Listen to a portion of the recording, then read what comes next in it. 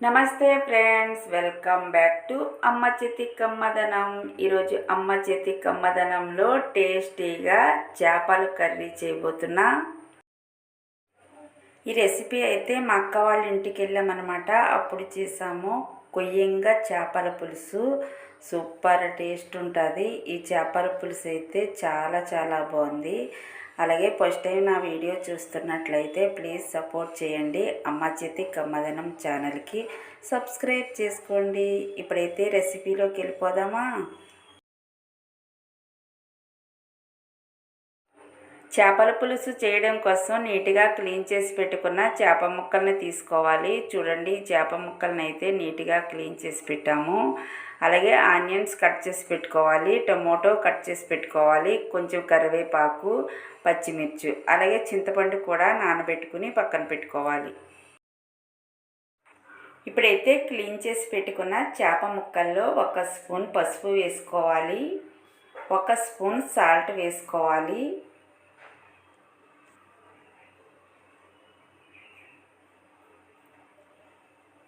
3 స్పూన్లు కారం వేసుకోవాలి. అలాగే కొద్దిగా ఆయిల్ వేసుకోవాలి. ఇవన్నీ బాగా మిక్స్ చేసుకుని పక్కన పెట్టుకోవాలి.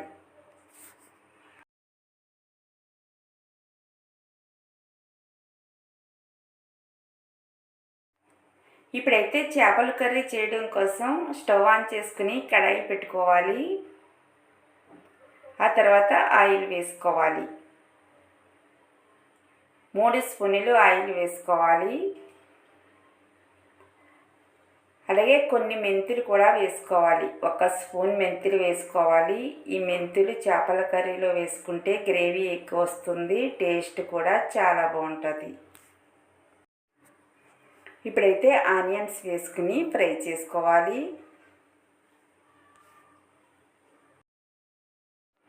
ఆనియన్స్ అయితే మంచి కలర్ వచ్చే వరకు కుక్ చేసుకోవాలి. ఇప్పుడైతే టమోటా ముక్కలు వేసుకోవాలి.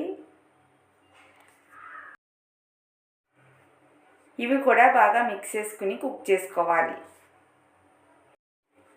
ఇప్పుడైతే కొద్దిగా సాల్ట్ వేసుకోవాలి, కొంచెం పసుపు కారం కూడా వేసుకోవాలి. ఇందాక చేప ముక్కలు కలిపినప్పుడు ఉప్పు కారం పసుపు ఇవన్నీ వేసాను కదా, ఇంకొంచెం వేసుకుంటే సరిపోతుంది.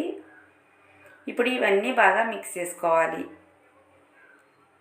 ఇవన్నీ మంచిగా కుక్ అయిన తర్వాత ఇప్పుడు మిక్స్ చేసి పెట్టుకున్న చేప ముక్కలను వేసుకోవాలి.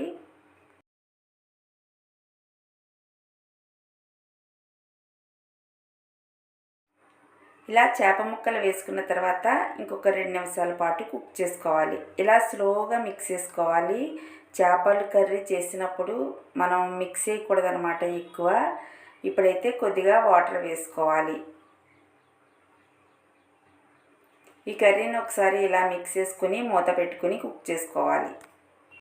మసాలా కోసం వెల్లుల్లి, జీలకర్ర, ధనియాలు, కొద్దిగా అల్లం ముక్క వేసుకుని ఇలా గ్రైండ్ చేసి పెట్టుకోవాలి.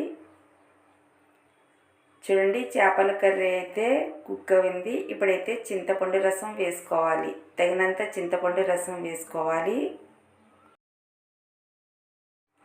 చింతపండు రసం వేసుకున్న తర్వాత ఒకసారి కర్రీని అంతా మిక్స్ చేసుకోవాలి.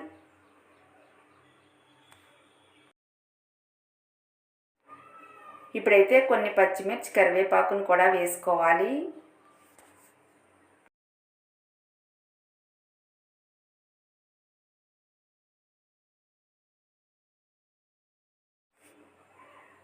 మళ్ళీ ఈ కర్రీని అంతా ఒకసారి మిక్స్ చేసుకుని మళ్ళీ మూత పెట్టుకుని కుక్ చేసుకోవాలి. ఇప్పుడైతే మనం మిక్స్ చేసి పెట్టుకున్న మసాలాను వేసుకోవాలి. మనం ఎప్పుడైనా నాన్ వెజ్ కర్రీ చేసుకున్నప్పుడు ఇలా ఫ్రెష్గా దంచుకుని మసాలా వేసుకుంటే టేస్ట్ చాలా బాగుంటుంది.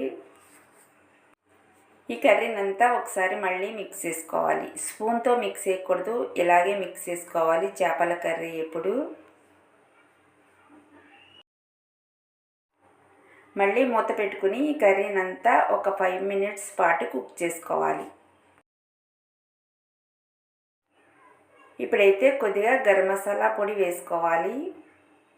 ఈ కర్రీని అంతా మళ్ళీ ఇలా ఒకసారి మిక్స్ చేసుకోవాలి. చూడండి, టేస్టీగా చేపల పులుసు అయితే రెడీ అయిపోయింది. లాస్ట్లో అయితే కొద్దిగా కొత్తిమీర కరివేపాకు వేసుకోవాలి. మా దగ్గర కొత్తిమీర లేదని కరివేపాకు వేస్తున్నాము. చూడండి, టేస్టీగా చేపల కర్రీ అయితే రెడీ అయిపోయింది. చూడడానికి కలర్ఫుల్గా ఎంత బాగుందో చూడండి. టేస్ట్ అయితే సూపర్ ఉంది.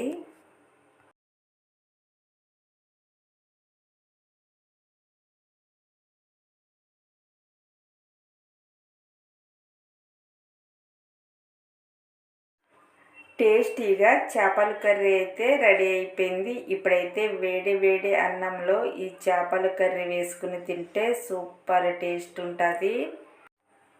అలాగే మా రెసిపీస్ మీకు నచ్చినట్లయితే అమ్మ చేతి కమ్మదనం ఛానల్కి సబ్స్క్రైబ్ చేసుకోండి.